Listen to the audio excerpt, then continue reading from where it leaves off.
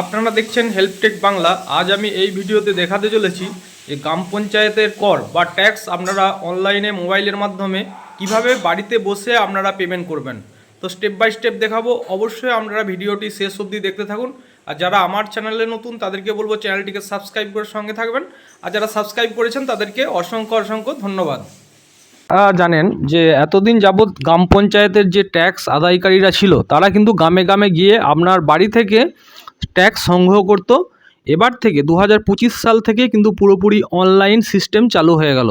আপনারা জানেন যে পঞ্চায়েতে যেসব কাজ অর্থাৎ আপনার যে কোনো সার্টিফিকেট বলুন, সেগুলো কিন্তু অনলাইনে চালু হয়ে গেছে, যথারীতি চলছে। তার সাথে সাথে এই গ্রাম পঞ্চায়েতের যে প্রপার্টি ট্যাক্স যে গ্রামে গ্রামে গিয়ে যারা কর আদায়কারী সিলেক্টেড ছিল তারা কিন্তু আদায় করতে এতদিন, এবার থেকে আপনাকে কিন্তু অনলাইনে পেমেন্ট করতে হবে।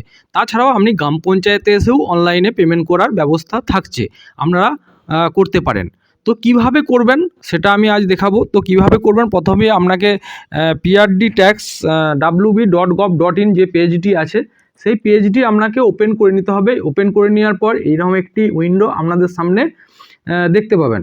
তো দেখতে পাওয়ার পর দেখুন এখানে প্রথমেই বা তাছাড়াও আপনারা গুগলে যদি লেখেন WB panchayat online property tax লিখলেও সাইটটি প্রথমেই চলে আসবে। তারপরে আপনারা সেই সাইটটি ক্লিক করবেন।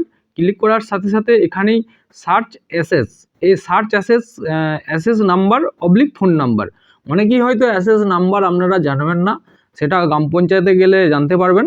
তাছাড়াও আপনার যে মোবাইল নাম্বার আছে সেই মোবাইল নাম্বার দিয়ে আপনি কিন্তু সার্চ করে দেখে নিতে পারেন আপনার কত কি ট্যাক্স হয়েছে।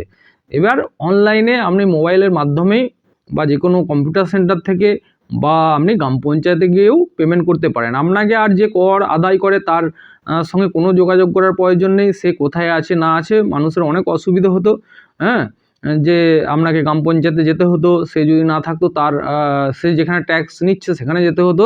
সেসব কিন্তু উঠে যাচ্ছে। এবার থেকে আপনি যে কোনো সময় আপনি গ্রাম পঞ্চায়েতের যে ট্যাক্স আপনার যে ভ্যালুয়েশন অনুযায়ী যে ট্যাক্স, সেই ট্যাক্স আপনি কর কিন্তু আপনি গ্রাম পঞ্চায়েতে দিতে পারবেন।